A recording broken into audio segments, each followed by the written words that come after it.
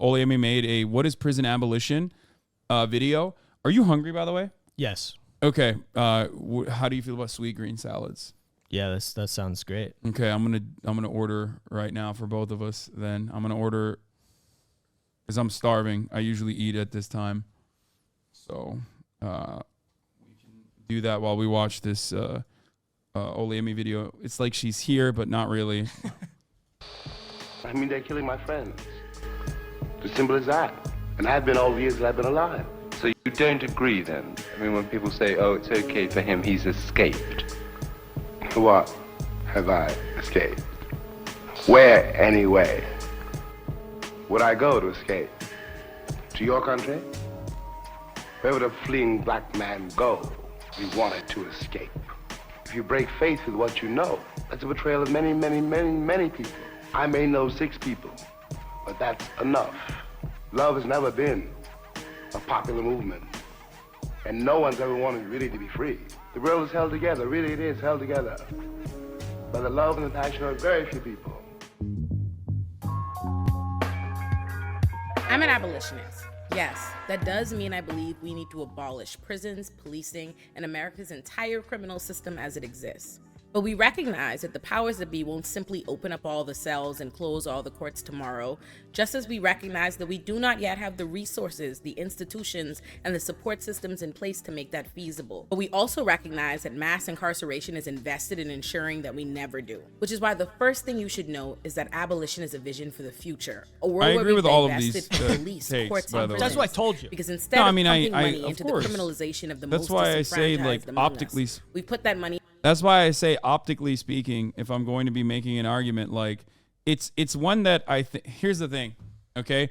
The difference between policing as the way that we currently understand it, policing as a theory versus policing as a practice are two fundamentally different things, even though policing as an institution was designed around, asset extraction, asset management, protection of capital, protecting and serving the interests of the wealthy, no matter whichever way that it existed, either in the North with around trade routes, around like harbors and whatnot, versus in the South with slave catching and the like. So I get all of that, but the anarchist or the abolitionist solution to that would be some form of democratically organized group of individuals that are upholding the democratically voted on hierarchies, I guess, that everyone in said community agrees on. So to the average Joe, when you describe it like that, it's just policing in a truly representative democracy. It's still technically people that are going to be tasked with upholding law and order, kind of, or at least like maintaining the presence that there is like some kind of law and order. I don't know that I necessarily agree. I think that, look, inside, again, it's kind of hard to talk about, but like inside this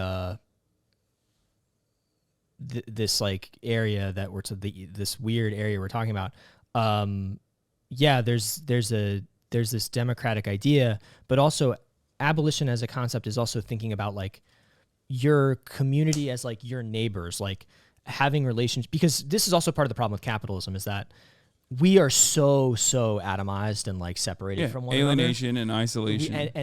And obviously the vibes right now in this country are so supremely fucked up. And I think that is also a reflection of how atomized we are. But when you have a community and you hear something going on next door and you hear 2 people yelling and you maybe think it's like a domestic violence situation, when you know those people and they know you and you can knock on that door and not think they're going to shoot you, the guy's going to shoot you, that's a very different situation. Or when your stereo goes missing and you know that it's your cousin that stole it or whatever, you're going to be like, why did Jerry steal my stereo? And you're going to call your aunt and you're going to be like, he stole my stereo. Can you get me a new stereo? Or you know what I mean? Like, I think it's important to think about it in that way. Like it's a fundamentally different way of being and also like, again, meeting people's material needs. And it's not, and please, for the love of God, it's not utopian, right? Because we have the resources to do all these things, but we make these policy choices in terms of the money which I know you know that, but like it's a policy choice and then that's it. Yeah, but we don't just exist. We do exist in a broader society as well, though. Like we exist in a larger formation than just like the simple smaller communities that you are talking about, which is why there still is like a need for some level of enforcement. Is what I end up arguing on the side of. Like there needs to be a group of individuals that.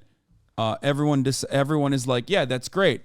These guys are the guys who are going to operate the courts, for example. You know what I mean? Like, I suspect that you still believe in like a court system, right? Like you believe that there needs to be like some level of adjudication, judgment, like a court process, even if it's to like uphold simple contracts, even if it's to resolve simple matters, whether it be community organized and is like small, there needs to be a means of arbitration, a place where you can do that. I think, if that's a system that becomes imposed because of a collective, my preference is like smaller autonomous I mean, I don't want to get super in the weeds on this, but like,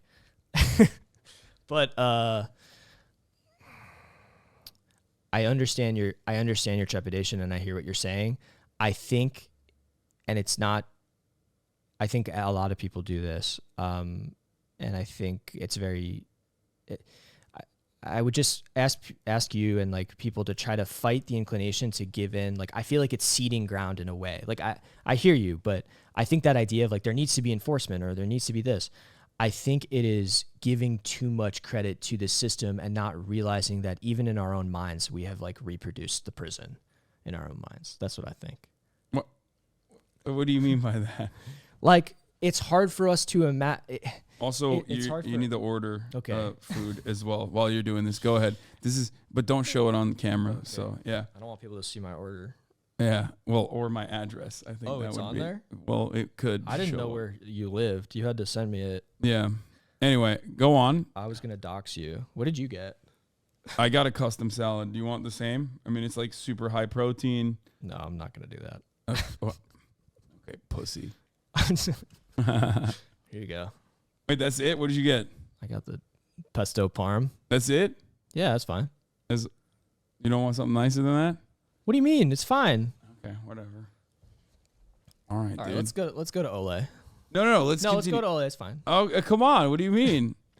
You said a prison of the mind. Like I'm a little bit confused by that. What do you mean by that? I'm saying I think that we are. It's hard for us to imagine a different world. You know what I mean? I agree. It's hard for us to imagine a different world. Yes. So I think that's kind of what I mean. And we reproduce these things, and even what we believe is possible is different. And I think we should have like a more expansive view and a more hopeful view. And at least for me, that's like, I hear what you're saying, right? But like even for me, I'm like, all right, but you know what? Let's do it live. Fuck it. Like let's go. Let's do this. Okay. All right. Fair. No, I understand that. It's like, I mean, it's the Mark Fisher quote. It's easier to imagine the end of the world than to imagine the end of capitalism. Yeah. And I agree, and that doesn't sway me or that doesn't change my mind on my opinions on capitalism and abolishing it. So why not the same for prisons? It's just that the difference there, for me at least, is like I don't have all the answers for that either, right? What a perfect transitional socialist state looks like. How do you abolish? How does the state cease to exist? All these are questions that I do not have answers for, certainly. I mean, many other people much smarter than me have thought about it, theorized it. But for the life of me, I still cannot comprehend a world in which like there's no enforcement of people who are just gonna, because there's always gonna be like the very small, slim, like silly people that are going to behave in bad faith. And it's kind of like the way I see it, for example, do I believe that trans women, for example, should be able to compete in athletics with cis women? Absolutely. What if I were to say no right now? I was just like a transphobic I would honestly dude. Kill you if you did that right out of nowhere. I was just like randomly transphobic. You had no idea. Just go no, full Joe Rogan. No, I of course I do. Right? God. I do. I don't think that it's like oh, it's unfair or anything like that. And are there, for example, like game breakers a little bit? Like, can certain bad faith actors break that? People who claim that they are non-binary, but like they're doing it specifically to compete to make a point. Like Republicans, they do that from time to time. I'm sure you've seen it, where they can't like find an example of it in the real world, in the wild, so they make that example up themselves. Where they're like, well, see, I did it. Like I claim to be a woman, and I'm doing some random fucking weightlifting competition. Mm-hmm. I have an abolitionist perspective on that, where I just like, who cares ultimately? Because I feel like the stakes are not as high. Do you see what I'm saying? Okay. Because I ultimately consider that to be like frivolous, no matter what happens. Yeah, like Zuby did that fucking weirdo, right? Or the milk porn dude, the dude who like put on like gigantic breasts at school. Remember, like that's not a trans person, but he was like, I'm trans, and like everyone used that as an example to be like, this is why trans people are weird and gross. Like we gotta make sure that they're criminalized or whatever, right? And it's fucking ridiculous. Ultimately, though, those edge cases, even if there isn't like proper enforcement on those edge cases, I don't think that it's going to create like a major. I don't think that it's going to like legitimately destroy society in the way that we operate. And the stakes are not as high in like athletic competitions or whatnot. So a little bit of like scumbaggery can be dealt with, in my opinion, through the individual community that is like self-selecting or like whatever commission is in place for that athletic endeavor that people are engaging in. They can make that assessment individually in a decentralized manner. Whereas when it comes to criminal justice, I do feel like it's not a concession I can make for things that I personally believe in, even if I do understand that like solving the underlying material conditions would eradicate, like, as you said, this doesn't happen in rich communities, but crime still does happen in rich communities. Sure. And how do you deal with that is something that I just can't get over. For me in particular, because I feel like that's a much, like, the stakes are higher than simply athletic competition. Mm-hmm. Does that make sense? Yeah. I just keep going back to the same point over and over again. So basically, what I'm hearing is that you are a transphobe. No, I said I don't care. Like, I'm saying I'm on board with trans women competing with cis women, and like edge cases, like bad faith actors who aren't trans are not going to break that. I know. Yeah. Crime happens in rich communities, but much more rare as the victims are not in that community. No. That's what I'm saying. Crime still does happen in rich communities. Actually, there are certain things that we should be criminalizing that we don't, like wage theft, for example, or $50 billion a year. I think I made that up. I think it's $50 billion. It's a lot. It's much more than like fucking regular theft or grand theft auto or grand larceny in general. Yeah, no, it's more than all those things combined. All property crime combined is wage theft. Like, how do we, in an abolitionist world, like, what do we do to the fucking CEO that's like, I guess there would be no CEOs in an abolitionist world, but like, what do you do to the guy who's dumping, fucking toxic waste into the water supply? You know what I mean? And he's not stopping. Yeah, well, we'd stop him from doing that. We don't let him do that anymore. What's the enforcement mechanism? What's the enforcement mechanism? Do you see what I'm saying? Yeah, but I think you're negating like the reality of like a community's ability to get involved in difficult situations, which they're able to do. We're talking about the abolition of the prison industrial complex, which is like this formation that exists. Guy pumping chemicals into the water. How do we deal with that guy? I mean, like, he's going to face the people that he has harmed. You know what I mean? That's how they're going to deal with that guy. I think like again, if something, it doesn't mean that there's not going to be severe repercussions for that person. Like there likely will be severe repercussions for that person. Just a question of how it works and whether it's just purely punitive or, figuring out a way to make those people whole. 50 billion, I was right. You were right. But in 2014, so damn. get your numbers up. Oh, it's probably way higher now. Yeah. So if they killed him, that's okay. I mean, I'm not saying it's okay, but whatever happens. That's what you're saying. I'm not saying that. Like ultimately, what? Anyway, let's continue with this video for now. Well, I'm actually holding off on it because like we can keep watching it when the food gets here, and then it's easier to watch it without me pausing it nonstop. They said I'm pro mob justice. Yeah, like I mean, it turns into like Chaz and Chop, right? Like I mean, that was a bit of a joke, regardless. Like that was not like a real anarchist formation or Seattle? anything. Yeah. Okay. But like, how did Chaz or Chop, how did that fall apart? Well, it fell apart when there was like one dude, I think it was like literally a landlord, if I'm not mistaken, who like set up a brigade of like armed security for that community. And then they ended up shooting at like a bunch of black teenagers who were in a minivan who were, I think, legitimately harassing the community as well. And they were constantly targeted by like right-wing white supremacists too. So they were on edge. And then they ended up shooting at them and I think killing one of the teenagers. Yeah. So like, it's horrible. So like, okay. So then all you did in that situation was like community enforcement turned into police by a different name. And then it actually acted out in an almost identical way that like police would behave in that circumstance. Yeah. I mean, there's a difference between security and safety.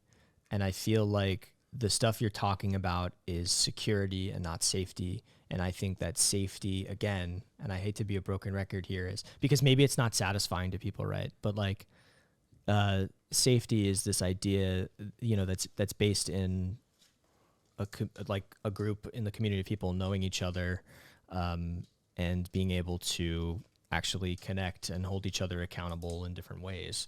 I think like, an armed militia or whatever. I mean, look, we see how it works now, right? Like, is it working out now? No, it's not working out now. And so I don't love arguing about what exactly the future looks like because, to be honest, I don't know that it's the most important thing in the world because we don't know exactly what that future looks like. And as we're talking about this more and more and like going back and forth on it, I'm realizing that now I totally understand why you feel this way, where you're like, yeah, I don't want to talk about this but I think it is. No, I don't want to talk about it because it's unproductive because our goals are completely aligned, but I think 100%, which is why I don't like talking about it. But I think I do think it's a valuable thing from the perspective of getting people to think about it and look into it. People talking shit. They're talking shit about me. Don't worry. They always do. Let's go. This is like a big tent, left leaning even, and maybe even some right wingers in here as well, like community. So there's always going to be like, there's going to be anarchists. There's going to be fucking Maoist third worldists and then, and liberals and even conservatives in here. So like, obviously there's a lot of difference in opinion. I also just want to say like, look, my job that I do for a living is a harm mitigation job. The realities for most of my clients is they're in a really bad situation. You know what I mean? Yeah. And they're looking to decide between bad and worse choices a lot of the time. I am not, I live in the real world. I understand how the real world works. I'm asking for people to be open to a different vision of the future and also like look for yourself. You know what I mean? Like go check it out. That's, if anything, the only thing I hope that happens today is like people think about it a little bit more and look into it and figure it out. And also are more supportive of people who talk about it and don't think that they're complete idiots who don't know what they're talking about, which I'm probably one of the biggest idiots around, which I sort of also said at the beginning. But no, I'm an idiot too. I'm very stupid, so it doesn't matter. We're having a mid off. We're having a stupid off. And listen, for the record, for everyone who's in the chat right now, they're like, oh well, maybe Alex is not doing the best job here describing abolition. I could do a much better job. No, the fuck you wouldn't. Okay, no, you wouldn't. So shut the fuck up.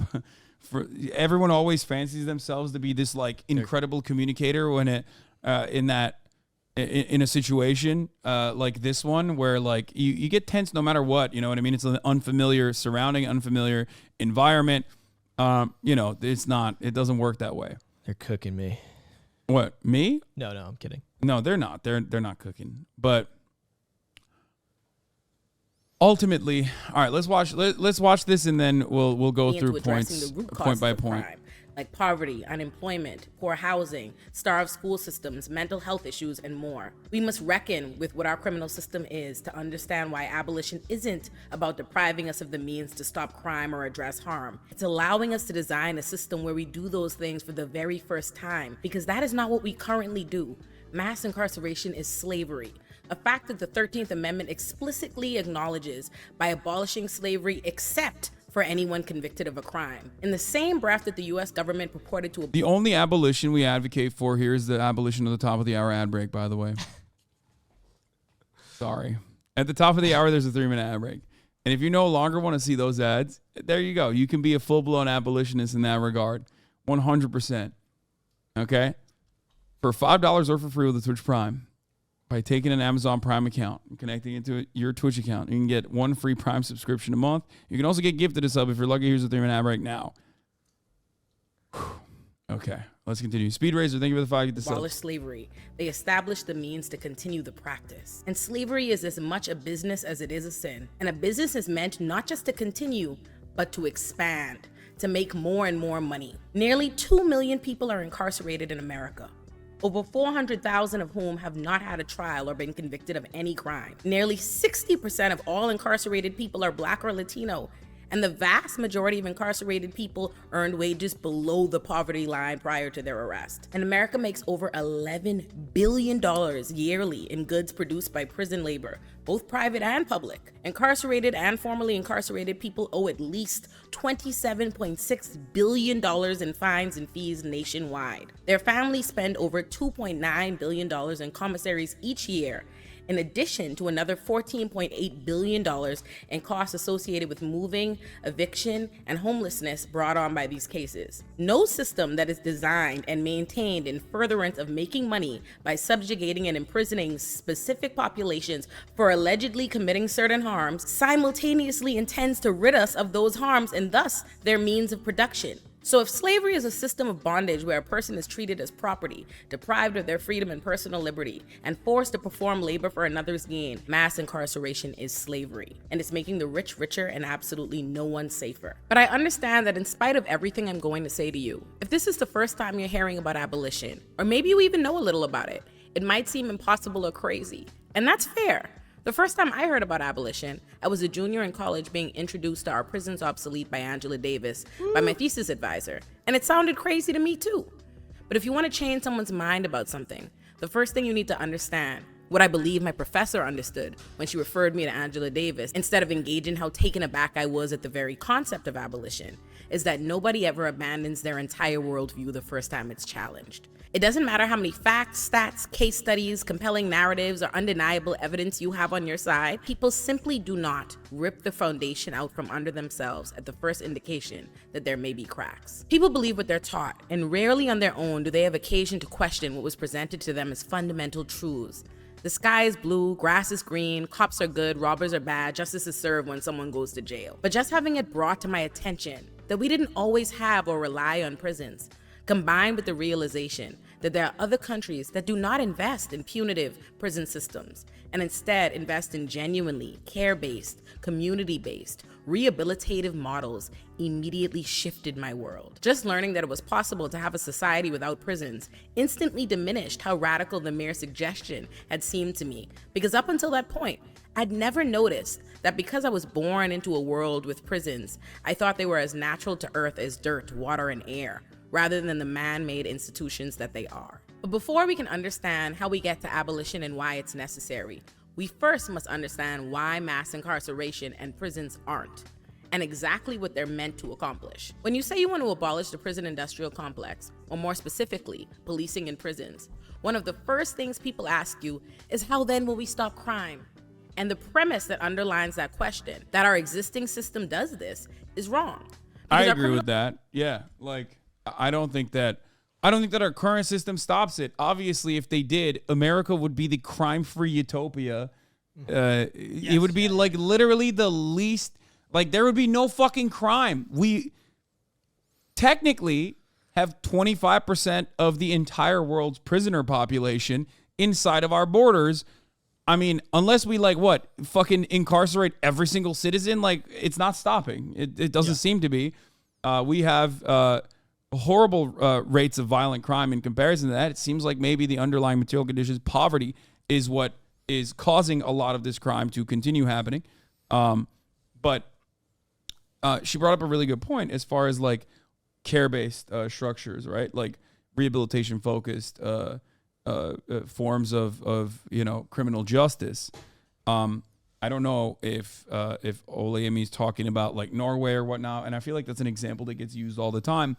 But I like to point to social democracies, which of course I understand are still still rely on third world exploitation and natural resource extraction to exist in the way that they do. But like when you look at domestic policy in Norway, especially criminal justice, versus America, it's dramatically better. Sure. It's still not the best, and there are still problems, right? I'm not saying that like they have everything figured out, but I like to use that comparison to show what is possible, and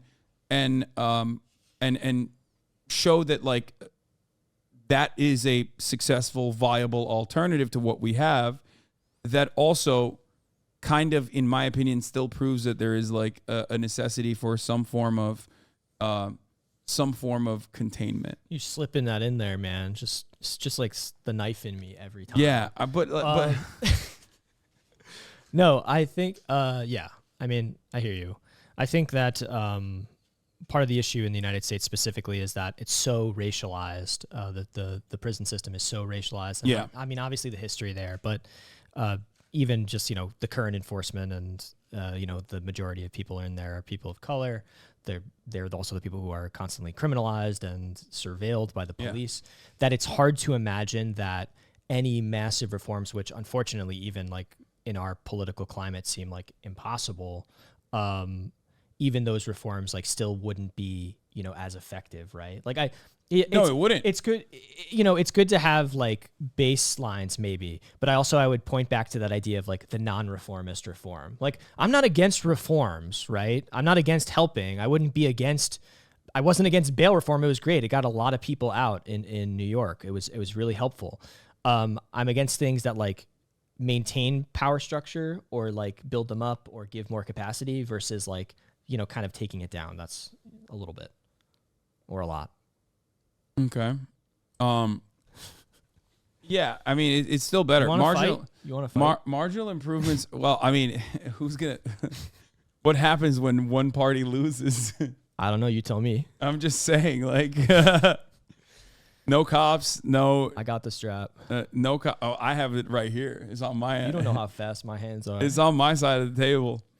Yeah, no jail anyway, so fuck it. YOLO, why not? The system does not address, stop, or prevent crime because that's not what it's intended to do. In fact, it's meant to reproduce it. America's criminal system is a vehicle for maintaining racial, social, and economic inequality by criminalizing poor Black and brown communities, using them for labor, and saddling them with debt, trauma, and rap sheets whose lifelong collateral consequences can rarely be outrun. It's not a coincidence that the same communities dubbed high crime areas are those most under-resourced and remain that way generation after generation. We all want to live in a society that is free of crime and the social ills that reproduce it. But continuing to invest in policing and mass incarceration of communities whose well-being we've never invested in only takes us further and further away from that goal. In America, the police killed at least 1,195 people in 2020 that we know of, and they've already killed 320 people this year. Black people were 26% of people killed by police in 2022, despite being only 13% of the population. According to the Vera Institute of Justice, police arrest someone every 3 seconds in this country. Yet, a 2020 review from University of Utah professor Shima Bergholm found the police solved just 2% of all major crimes. But the United States has the... Yeah, that's pretty good. You have a... you have a 50-50 shot in the United States of America of getting away with murder. That's pretty good. Yeah. I like those odds. Yeah, it's like it's pretty wild to think about. Actually, no, it's the majority is. You don't have a 50-50 shot. You have like a 51% shot of getting away with murder. And I mean, I'm even sure. if you look at like clearance rates, those don't always tell the whole story, right? Because because there's also people that are falsely imprisoned, like people who are not guilty. Yeah. But it's much more convenient for the institutions to say, all right, you're guilty, you're going to jail, fuck it, YOLO, for sure. I don't think that like the number. I still don't think that the number of people that are that were found guilty of a crime but they were actually innocent is at like, I don't think it's like a 50-50 situation, but especially with like. Okay, wait. But like, also think about the things that we criminalize, right? I mean, it's like. Oh, I'm talking about murder and stuff. Okay. No, I wasn't. No, dog. I'm not talking about. No. I'm 100% on board. I'm 100% on board with like, all low level offenses. Like pretty much everything that people do, I recognize they do because they have to. Like they have to find like. Whether it be selling drugs or even all the way up to like extreme cases that you would consider extreme cases of violent crime, even like rape and things of that nature are, in my opinion, absolutely crimes that are rehabilitatable, I guess, if that's the correct term for it. And also, the best way to solve it is not necessarily draconian punitive measures, which are demonstrably not successful in playing a role in deterrence, because if that was the case, America wouldn't have any of it at all, right? But instead, to solve that, you have to look at the cycle of poverty and crime. I think there are, it is a hard thing to talk about, and it is a hard position to have, because it isn't always, we're talking about like a low level thing. And I think it's important we also not just talk about low level things, because like more than half of the people who are in, state, who are incarcerated in state prisons are there for technically what is considered a violent crime. And I think we should, it's important to dive into like what is a violent crime, because like only 3% of burglaries that happen actually involve like violence between two people. Like the vast majority of them, they don't even see the other person. Like it's in like the front of a house or in an apartment building or something like that. So like the way violent crime is even defined by the law can vary drastically state to state. Like in Kentucky, it could be like if you have ammonia for making like methamphetamine and you're like transporting it, that can be a violent crime. There's just like all these different definitions. So even when we hear the term violent crime, it might not be something where we think of actually a harm occurring to another person. But like, obviously there are things where someone is harmed, right? And I agree with what you're saying, which is how do we create alternatives to prevent those things from happening in the first place? Like, why does the environment exist? It's and like crime prevention does not happen, but with policing. 100%. Yes. Crime prevention only happens by solving the underlying reasons as to why this exists. Like trying to eradicate patriarchal constructs is a significantly better solution to trying to eradicate like rape, for example. Well, it's also than it is to just like jail rapists. Like it's about stopping it before it happens. Sorry, go ahead. I'm gonna grab the food, by the way. It's here. Are you gonna leave me alone here with poor chat? Yeah, you're fine. You can do it. Oh my God, I'm so scared to be here alone. All right, keep talking. Keep talking? Yeah, keep talking for the food. Oh my God, guys. I'm really hungry. Hold on.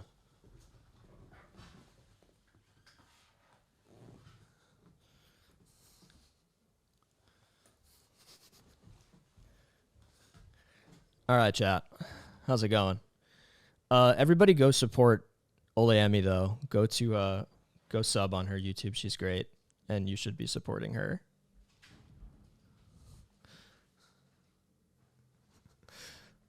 This is really nerve-wracking. I don't think you realize. What up? We're hanging out. It's great. You can say whatever you want. You just go do your propaganda. Do my propaganda? Do your crazy propaganda, crazy man. Okay. I mean, I'm gonna grab I think like when you're talking about something like, where are you good? Yeah. When you're talking about like sexual assault and stuff like that, I think it's also important to recognize, like, in terms of actual enforcement, how many rape kits go untested currently, and also like when it comes to cops, the second largest crime that the police commit is sexual assault, oftentimes against people that, you know. Sometimes legal. Yeah. Well. Until recently. Yeah.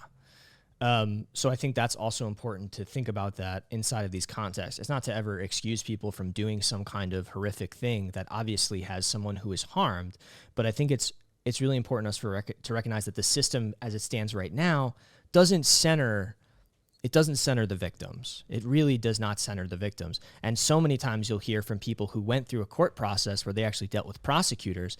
They didn't care at all what that person who was harmed was saying, and they were just using them because the only thing they care about is the conviction. And that's unfortunately something that happens a lot. Or maybe even someone gets into sort of a domestic violence situation. It's very complicated. I've represented people in domestic violence. Where'd my gun go? I don't know, dude. But What the fuck? Yo, this is why you can't trust lawyers, bro. He took my blicky. That's fucked up. Go ahead. Go on. Sorry. I've represented people in domestic violence situations, and like sometimes the person who was harmed in that situation isn't interested in the case. They want to get it dismissed. There's complex dynamics there, and the prosecution is not always necessarily interested in that. They don't always necessarily care what the person who is harmed actually has to say. And that's also why I tell people, you know, really try not to call the cops. Like it. So often I'm representing people who they were the ones who called the cops because they thought they were in a dangerous situation. Something bad was going on and they got arrested. So, you know, it's something to be conscious of. Okay. I just went on and on. All right, let's keep going with Oyemi's video, and then we're gonna move on to watching Murder, and you're gonna probably advocate to get the murderer out too. You fucking love crime, dude. What the hell is this? The highest incarceration rate in the world and spends an estimated $300 billion yearly on policing and prisons. A figure that has continued to skyrocket despite record drops in crime. Yet, political leaders in the media continue to sensationalize and manufacture crime waves to scare the public into feeling unsafe, no matter how divorced that feeling is from reality, so that we continue to support inflated police budgets, militarized police departments, and incarcerating residents of the most under-resourced communities. Still, people ask abolitionists, what will we do about the rapists and the murderers without prisons? First, it's worth noting that more than 80% of arrests nationwide are for misdemeanors, low-level, and non-violent offenses. Rape, murder, and other horrific and sensationalized crimes are simply not a reflection of the bulk of what's in our criminal system. They're just what receives the most media attention. Further and importantly, condemning violence doesn't stop it from reoccurring. Understanding and alleviating the causes of violence does. But to the question, what do we do about the rapists? To that I ask, what are we doing about them now? In a piece for The Guardian titled, Who Will Protect You from Rape Without Police?, Moira Donegan answers the question perfectly, and she says, and I quote, "But the notion that abolishing the police will have negative repercussions for women radically misunderstands both American policing and sexual violence. Police abolition need not be considered an abdication of the responsibility to protect women, but rather a way to fulfill it. Police never investigate most sexual violence because most sexual violence goes unreported. According to the Rape and Or done by the police. Incest National Network, or RAIN, a little less than 25% of sexual assaults are reported to the police, significantly less than other violent crimes. There is ample evidence that sexual assault victims who distrust the police are correct. Police departments systematically fail to make arrests in sexual assault cases, and their failures are mirrored throughout the justice system. According to RAIN, only 4.6% of sexual assaults ever lead to arrest, 4.6, and only 0.9% are ever referred by police to prosecutors. Conviction rates are also lower than for other violent crimes, in part because of police mishandling the sexual assault cases. Then there's this troubling fact. Also, the idea that, like, cops are diving in front of dicks to like stop them. You know, like what do you think? Like they got a bulletproof vest on and they're like diving in front of a penis before it fucking enters a body. Like no, it's not. That's not how that works at all. And they barely do the thing that they're supposed to do, which is like investigate. They don't do that at all. So I'm all of that I understand and agree with. I mean, it's bullshit. I guess it basically comes down to this. If crime is happening right now and our current solutions to crime, this is the best argument I can make for abolition, which is what you should have made. What do you mean? But you didn't. You know what? I'm just taking it day by day, okay? Okay. The best argument for abolition is this. There is always going to be crime, and the current carceral structure that we have and the current criminal justice system that we have fails to meet the theoretical goals that it ascribes, it sets out to do. Okay? And not only that, but it actually contributes to more crime happening. So if there is always going to be crime, a better way to solve it is by focusing almost exclusively on the underlying material reasons as to why crime occurs, and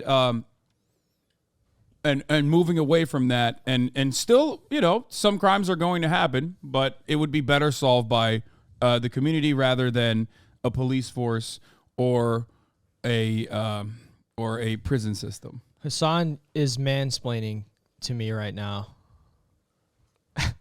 Also, man, oh gosh, she's so fucking cute. I'm gonna turn on the Kaya cam.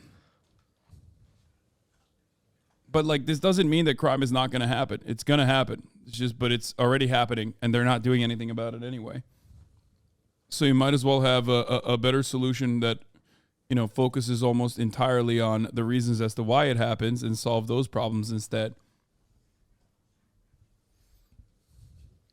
Anyway, I'm trying to eat my salad. Okay. The police themselves are often perpetrators of gender violence, and they frequently use the privileges and protections of their job to hurt women with impunity. Police households have dramatically higher rates of domestic violence than other homes, with approximately 40% of officers having intimate partner violence in their households, compared to... My favorite fact about that statistic is that that's self-reported in a fucking survey. The first and last time that they ever did that, by the way. That's awesome. It was in the 90s, and they were like, oh, we're never doing this ever again. I didn't know that was self-reported. Mm-hmm. That's unreal. Self-reported statistic. To just 10% of the general population. Sometimes police failures to investigate sexual violence look like the result not just of stupidity, but outright duplicity, she says. One study of the New York Police Department discovered it was knowingly undercounting rapes in its public figures, using a deliberately strict definition of rape in order to shrink the number of reported rapes in New York.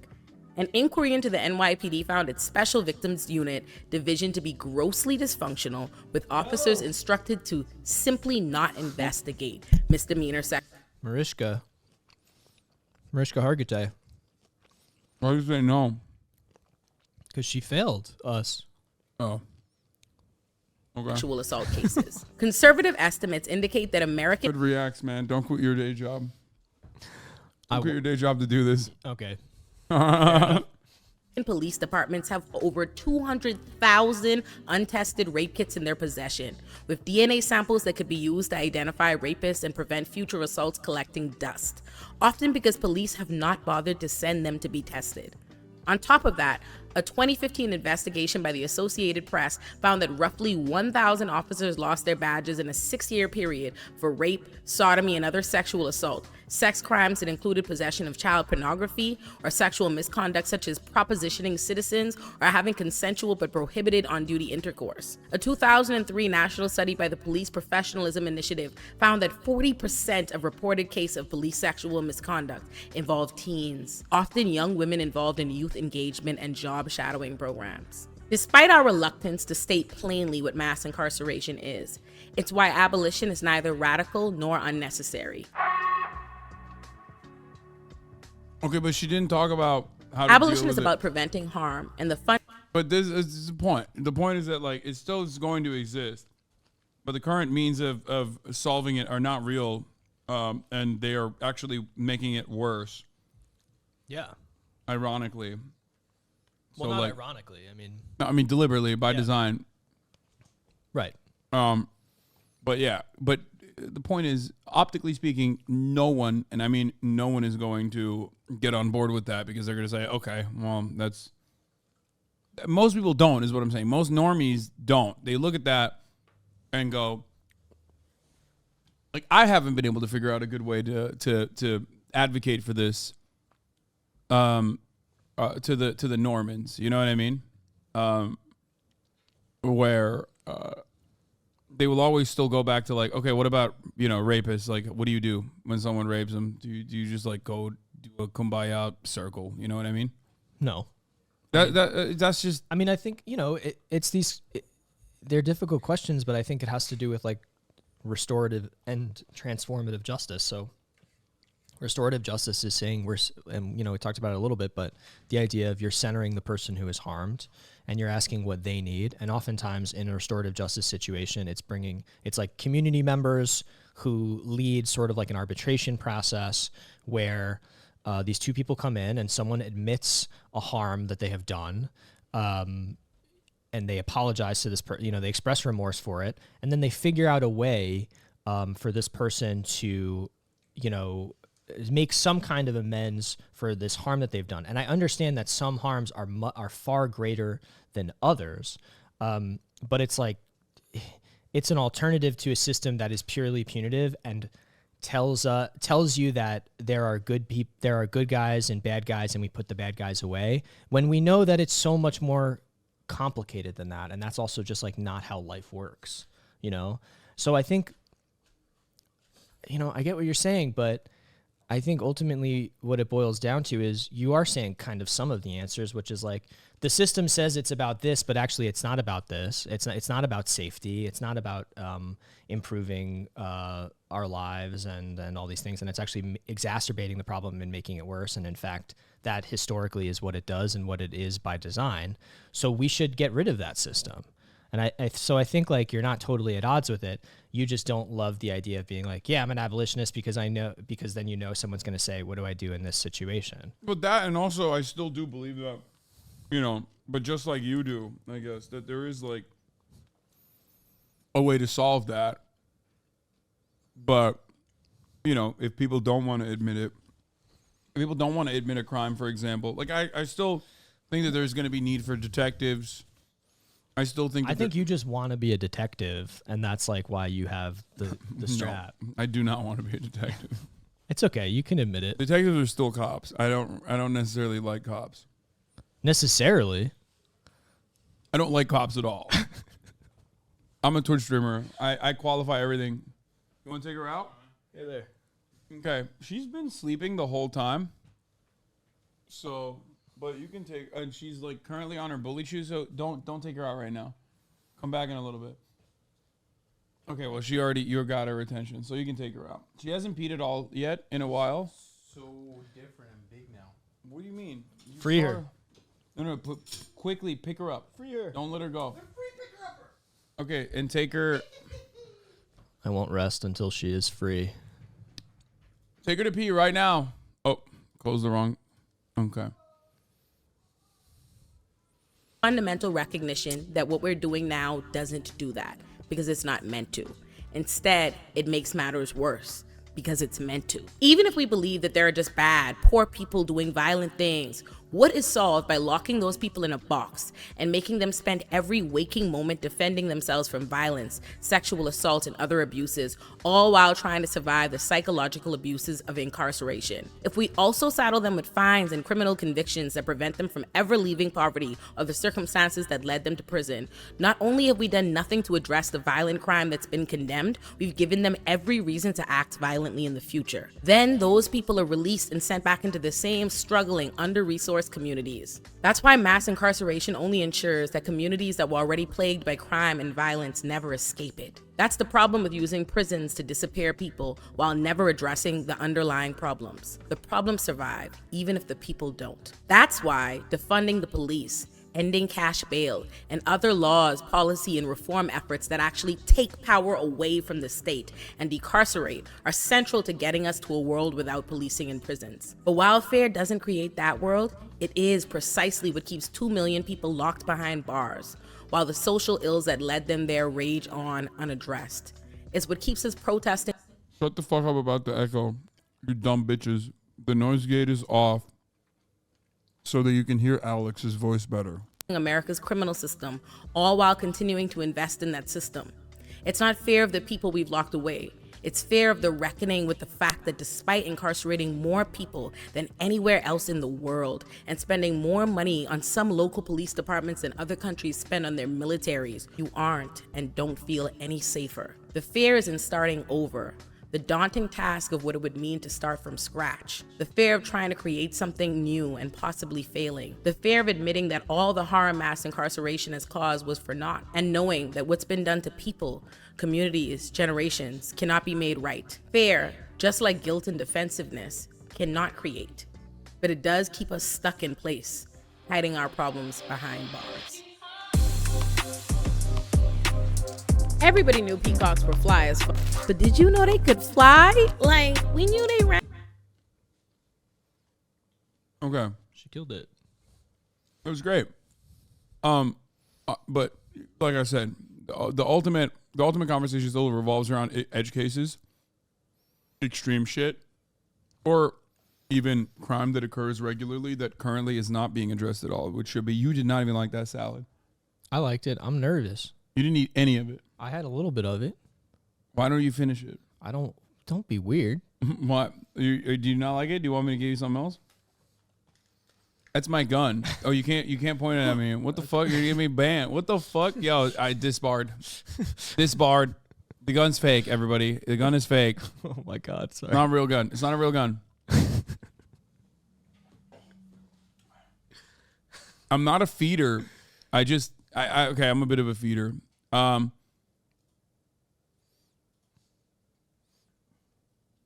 What's going on now? All the arguments seem to revolve around American system being bad, which I agree. But abolitionists think that the Norway system should be abolished? I mean, I think that it still exists inside that same framework. Like it's better, to some extent, and like obviously, what is it? The prison in Oslo, I don't remember the exact name of it, is like considered like the most humane prison in the world. Yeah, they're making fish cakes. Because they have like space and they have access to the outside, and like I think all that stuff is well and good. It's also a different context because they have better funded social program and everything, like in Norway, right? Yeah.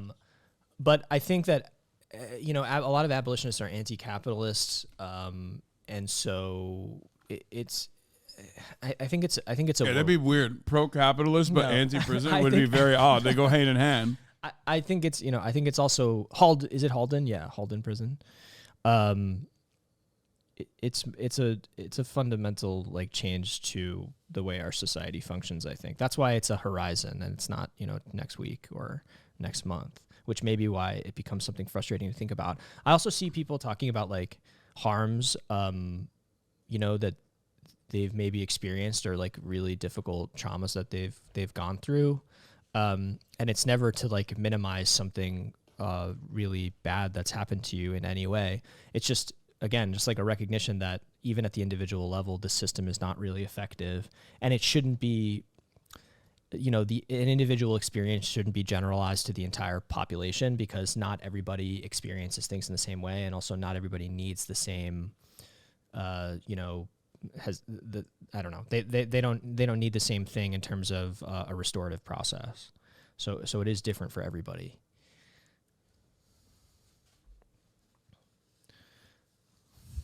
Socialism? I don't know. Communism? Okay. Playing some games? What are we doing? We are going to watch When an Evil Mother Realizes She's Been Caught. We're going to do true crime. Okay, hell yeah. With the true criminal. Yeah, main concern is reoffending. The rapists need to be separated from others to prevent harm in the meantime. I don't know. we're done. We're done with the debates. Okay, we're no longer debating. Alex has defeated me in the marketplace of ideas. I'm a full blown abolitionist. I believe in abolishing prisons and also watch The Suitcase Killer. It's insane. What the fuck?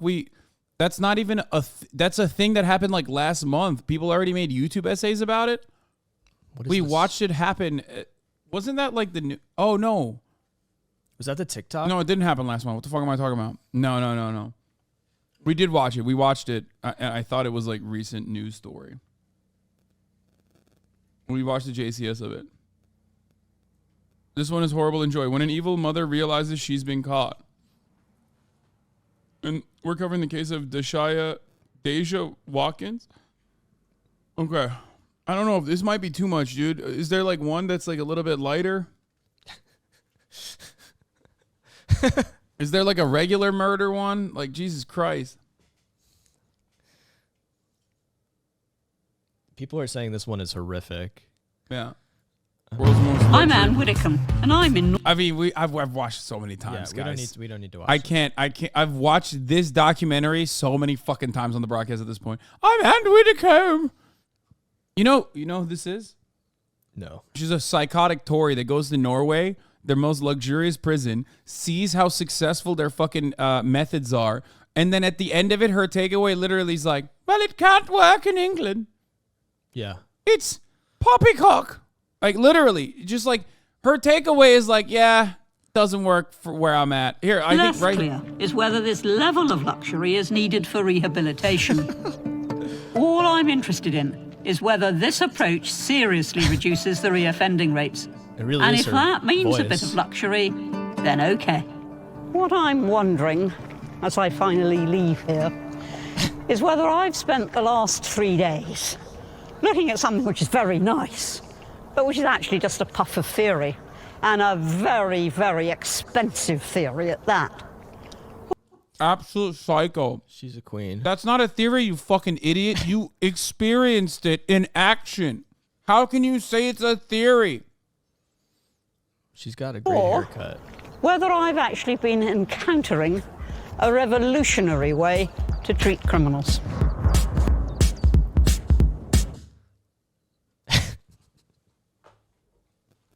There you go. Reduce the documentary to that.